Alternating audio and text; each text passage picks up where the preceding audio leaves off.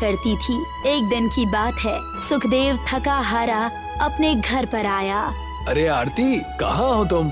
बहुत तेज भूख लगी है। आरती मुस्कुराती हुई वहाँ पर आ गई। मुझे पता है जी, आप दिन भर खेत में कितनी मेहनत से काम करते हो और आज तो आपने दोपहर का भोजन भी नहीं किया। तुम तो जानती हो आरती, दिन ब दिन महंगाई बढ़ती जा रही है। हमें अपनी बिटिया कोमल के लिए अभी से ही उसके विवाह का सामान एकत्रित करना होगा।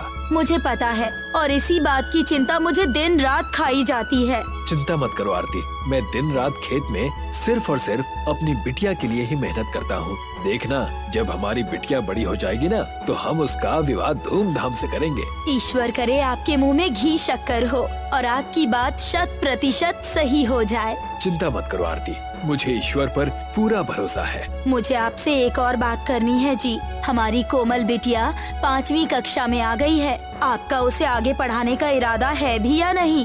क्यों नहीं आरती, ये भी कोई पूछने की बात है। हमें अपनी बिटिया की शिक्षा बीच में नहीं छुड़ानी चाहिए। पड़ोस की ताई अम्मा बोल रही थी कि आजकल की लड़कियों को पढ़ने लिखने का क्या फायदा है, अंत में तो उन्हें चूल्हा चौकी ही संभालना है ना। ये सब पुराने जमाने की बातें हो गई हैं आरती। जब किसी घर की बेटी शिक्षित हो जाती है ना, तो उसकी आने वाली पीढ़ी भी शिक्षित हो जाती है और शिक्षा ही हमारे आने वाले कल को सुधारती है। मुझे आपकी सोच पर गर्व है जी। मुझे आपसे इसी बात की उम्मीद थी। आरती की बात सुनकर सुखदेव मुस्कुराने लगा। अगले दिन सुखदेव फिर से अपने काम पर चला गया और मेहनत से हल चलाने में जुट गया। शाम को सुखदेव अपने घर जाने ही वाला था कि तभी गांव का मुखिया उसके पास आकर बोला, क्या हाल चाल है सुखदेव? ईश्वर की कृपा है मुखिया जी। मेरी समझ में नहीं आता सुखदेव कि तुम्हारे परिवार में तुम्हारी पत्नी और बेटी के अलावा और कोई नहीं है, फिर भी तुम दिन रात अपने खेत में इतनी कड़ी मेहनत करते हो। ऐसा क्यों? इतना धन कमा कर करोगे क्या? मुखिया जी, मैं ये सब कुछ अपने लिए नहीं करता हूँ, बल्कि अपनी बेटी कोमल के लिए करता हूँ। कोमल? कोमल के लिए? ये कैसी बातें कर रहे हो तुम? जहाँ तक मैं जानता हूँ, तुम्हारी बिटिया गांव के अच्छे स्कूल में पढ़ती है, अच्छा भोजन खाती है। तुम्हें भला और क्या चाहिए? मुखिया जी, कल को मेरी बेटी बड़ी हो जाएगी, मुझे उसके हाथ भी तो पीले करने हैं। बस इसीलिए मुझे अभी से कड़ी मेहनत करनी होगी, ताकि मैं उसके विवाह का इंतजाम अच्छी तरह से कर सकूं। आप तो जानते हैं मुखिया जी, हमारे संसार में पिता के लिए सबसे बड़ी मान सम्मान की बात यही होती है कि उसकी बेटी अच्छे परिवार में ब्याह दी जाए। कुछ भी कहो सुखदेव, तुम बातें बहुत बड़ी बड़ी करते हो। आज के समाज में बहुत कम लोगों की सोच तुम्हारी जैसी है। मुझे तुम्हारी सोच पर गर्व है। और सुनो, अगर तुम्हें किसी भी चीज की जरूरत पड़े तो मुझे कहने में बिल्कुल भी हिचकिचाना मत। मैं इस गांव का मुखिया हूँ और मैं तुम्हारे जैसे मेहनती इंसान का हमेशा सम्मान करता आया हूँ। ये तो आपका बड़प्पन है मुखिया जी, आपने इतना कह दिया, मेरे लिए तो वही काफी है। बाकी मुझे अपनी मेहनत पर भरोसा है। सुखदेव की बात सुनकर मुखिया मुस्कुराता हुआ वहाँ से चला गया। दरअसल मुखिया अंदर से एक अच्छी प्रवृत्ति का इंसान था। वो गांव के लोगों का बहुत ही ख्याल रखता था। ऐसे ही 5 साल बीत गए। सुखदेव की बिटिया कोमल 15 वर्ष की हो चुकी थी। आरती बिटिया अब 15 वर्ष की हो गई है। आपने बिल्कुल सही कहा। मेरे भी मन में कल से यही विचार आ रहा था कि बिटिया 15 वर्ष की हो चुकी है। मुझे लगता है कि मैंने अब तक जितना भी धन एकत्रित किया है, मुझे अभी से बिटिया के विवाह का सामान शहर से लाकर घर पर एकत्रित कर लेना चाहिए। आप बिल्कुल सही कह रहे हैं जी। ठीक है आरती, मैं कल शहर जाता हूँ। अगले दिन सुखदेव शहर चला गया। सुखदेव शहर से बहुत सारे महंगे महंगे बर्तन अपने गांव अपने घर लेकर आ गया। इतने महंगे बर्तन को देखकर आरती बोली, अजी ये तो बहुत महंगे महंगे बर्तन हैं। तो तुम्हें क्या लगा आरती, मैं अपनी बिटिया को सस्ते बर्तन दूंगा क्या? अरे मेरी बिटिया इन बर्तनों में अपने ससुराल में भोजन बनाएगी। ससुराल में उसका कितना मान सम्मान होगा।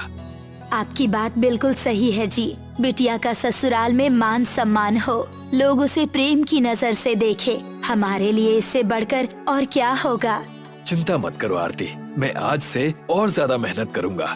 मैं अपनी बिटिया के विवाह में कोई भी कमी नहीं होने दूंगा। देखना आरती, हमारी बिटिया का विवाह गांव वाले बरसों याद रखेंगे। अगले दिन से सुखदेव और ज्यादा मेहनत से काम करने लगा। समय का पहिया ऐसे ही चलता रहा और ऐसे ही 10 वर्ष बीत गए। कोमल अब 25 वर्ष की हो चुकी थी। एक दिन सुखदेव थका हारा अपने घर पर आया। उसकी बेटी कोमल तुरंत अपने पिता के लिए पानी लेकर आई। पिताजी, बस अब बहुत हो गया। मैं बचपन से ही देख रही हूँ कि आप रोज इतनी कड़ी मेहनत करते हैं। ये सब मैं तुम्हारे लिए ही तो कर रहा हूँ। जो भी हो पिताजी, बस अब मुझे आपसे और मेहनत नहीं करवानी। मैं अब बड़ी हो गई हूँ और मेरी पढ़ाई भी कंप्लीट हो गई है। अब मैं एक अच्छी नौकरी कर सकती हूँ। कोमल की बात सुनकर उसकी माँ आरती मुस्कुराती हुई बोली, बेटिया, हम सब ने मेहनत इसीलिए नहीं की ताकि तुमसे हम कोई नौकरी करवा सके। हमारा तो शुरू से सपना यही था कि हम तुम्हारे हाथ पीले कर सके। तुम्हारी माँ सही कह रही है कोमल। कल मैं शहर जाकर तुम्हारे विवाह के लिए और भी आधुनिक महंगा सामान खरीद कर घर ले आऊंगा। मुझे आपसे एक और बात करनी है जी। बोलो, क्या बात है? कुछ महीने पहले हमारी कोमल के लिए पड़ोस की गांव से जो रिश्ता आया था, उन्होंने अभी तक कोई जवाब नहीं दिया है। मैं तुम्हें बताना भूल गया आरती, उन्हें हमारी कोमल बहुत ज्यादा पसंद है और उन्होंने शादी के लिए हाँ कर दी है। वो अगले महीने शादी करने को बोल रहे हैं। हम दोनों को अभी बहुत सी तैयारी करनी है। मैं कल शहर जाकर सारी खरीदारी करके लाता हूँ। अगले दिन सुखदेव अपनी पत्नी आरती के साथ शहर चला गया और बहुत महंगे महंगे आधुनिक सामान खरीद कर ले आया। पूरा परिवार खुश था। सुखदेव और आरती बहुत थक चुके थे। वो गहरी नींद में सो गए। अगली सुबह जब उनकी आँख खुली तो अपने घर का दृश्य देखकर आरती सहम गई और अपने पति से बोली, अजी सुनते हैं, सारा सामान कहाँ गया? वही तो मैं सोच रहा हूँ आरती कि सारा सामान कहाँ गया। कल रात तक तो सारा सामान यहीं रखा था। आखिर कौन सामान को ले जा सकता है? हमारी आँख क्यों नहीं खुली? आरती जोर जोर से रोने लगी। आरती का रोना सुनकर सुखदेव के पड़ोसी एकत्रित हो गए। गांव का एक व्यक्ति सुखदेव को अकेले में ले जाकर बोला, सुखदेव, क्या तुम्हें पता नहीं है कि आजकल यहाँ पर चोर बाजार की गैंग बहुत सक्रिय है? तुम कहना क्या चाहते हो? यहाँ से कुछ दूर एक बहुत बड़ा चोर बाजार लगता है। कहते हैं कि उस चोर बाजार के मालिक ने अपनी पूरी एक गैंग बनाई है जो रात के समय गांव के घरों के अंदर घुस जाते हैं और सोते हुए लोगों को बेहोश कर देते हैं और सारा सामान लेकर रफू चक्कर हो जाते हैं। अब मैं क्या करूं? सबसे पहले तुम जाकर उसे चोर बाजार में देखो कि तुम्हारा गायब हुआ सामान वहाँ पर मौजूद है या नहीं। उस व्यक्ति के कहने पर सुखदेव तुरंत उस चोर बाजार में पहुँच गया और पूरे चोर बाजार में अपने सामान को ढूंढने लगा। तभी उसकी नजर चोर बाजार की एक दुकान पर पड़ी जहाँ पर उसकी लाई हुई टीवी और फ्रिज रखी हुई थी। सुखदेव वहाँ पर पहुँचा और दुकानदार से बोला, ये तो मेरी लाई हुई टीवी और फ्रिज है। मैं इसे कल ही बाजार से लेकर आया था। तुम्हारा दिमाग तो ठीक है। क्या सबूत है कि तुम इसे शहर से खरीद कर लेकर आए हो? मेरी बात का विश्वास कीजिए, ये सामान मेरा है। सीधी तरह से यहाँ से चले जाओ, नहीं तो मुझे तुम्हारे जैसे व्यक्तियों से बात करना आता है। अब अपना रास्ता नापो और निकलो यहाँ से। तभी वहाँ पर एक व्यक्ति आ गया और उस दुकानदार से बोला, क्या कोई समस्या है? मोहनलाल जी ये बोल रहा है कि ये सारा सामान इसका है। दुकानदार की बात सुनकर मोहनलाल हंसते हुए सुखदेव की ओर देखकर बोला, मैं ही इस चोर बाजार का मालिक हूँ। क्या तुम्हारे पास कोई सबूत है कि ये तुम्हारा सामान है? क्या मेरी आंखों में आंसू आपको नजर नहीं आ रहे? इन आंसुओं की आज के जमाने में कोई कीमत नहीं है। यहाँ से निकल जाओ, इससे पहले कि मैं तुम्हें धक्के देकर बाहर निकाल दूं। सुखदेव रोता हुआ वहाँ से जाने ही वाला था कि तभी एक बुजुर्ग व्यक्ति सुखदेव के पास आकर बोला, मैं तुम्हें जानता हूँ, कहीं तुम सुखदेव तो नहीं? सुखदेव उस व्यक्ति को गौर से देखने लगा। अरे लाला जी, आप तो हमारे ही गांव में रहते हैं। सही कहा, लेकिन तुम यहाँ पर क्यों आए हो? सुखदेव रोते हुए सारी घटना लाला जी को बताने लगा। मैं सब समझ गया सुखदेव, तुम्हारे साथ वाकई बहुत बुरा हुआ है। तुम एक काम करना, तुम यहाँ पर कल आना, मैं तुम्हारी जरूर मदद करूँगा। सुखदेव रोता हुआ वहाँ से चला गया। लाला जी सीधे उस चोर बाजार के मालिक से जाकर बोले, मोहनलाल जी, मैं आपके चोर बाजार में बरसों से मुनीमगिरी कर रहा हूँ। आपके किए हुए कई गलत काम भी मैंने अनदेखे किए हैं। और उसके लिए मैंने आज तक आपसे कुछ नहीं मांगा। आखिर तुम कहना क्या चाहते हो? मैं चाहता हूँ कि आप सुखदेव के घर का सामान वापस कर दें। कौन सुखदेव? कैसा सुखदेव? और कैसा सामान? तुम जानते हो लाला जी कि मेरा धंधा क्या है? हमारी गैंग इतने लोगों के घरों में चोरी करती है, मैं कैसे बता सकता हूँ? अभी जो व्यक्ति तुम्हारे पास खड़ा रो रहा था उसका नाम सुखदेव है। कल रात उसके घर पर आपकी गैंग ने चोरी की। वो व्यक्ति बहुत ही शरीफ है और मैं उसे 20 सालों से कड़ी मेहनत करते हुए देख रहा हूँ। मैंने उसे एक एक रुपया अपनी बेटी की शादी के सामान के लिए बचाते हुए देखा है। आपके गुंडे उस व्यक्ति के घर पर चोरी कर कर सामान ले आए। सोचिए उसके दिल पर क्या बीतती होगी। अगर मैं ये सब देखने लगा ना तो मेरा धंधा तो बंद हो जाएगा। लाला जी, बेहतर यही होगा कि आप अपने काम से काम रखिए और यहाँ से निकल जाइए। और हाँ, ये मत बोलिए कि आप यहाँ पर मुनीम हैं, मालिक नहीं। मालिक मैं हूँ और यहाँ पर जो मैं कहता हूँ वही होता है। चोर बाजार के मालिक की बात सुनकर बुजुर्ग व्यक्ति मुंह लटकाकर वहाँ से चला गया। वो रात भर अपने घर पर सिर्फ और सिर्फ सुखदेव के बारे में ही सोचता रहा।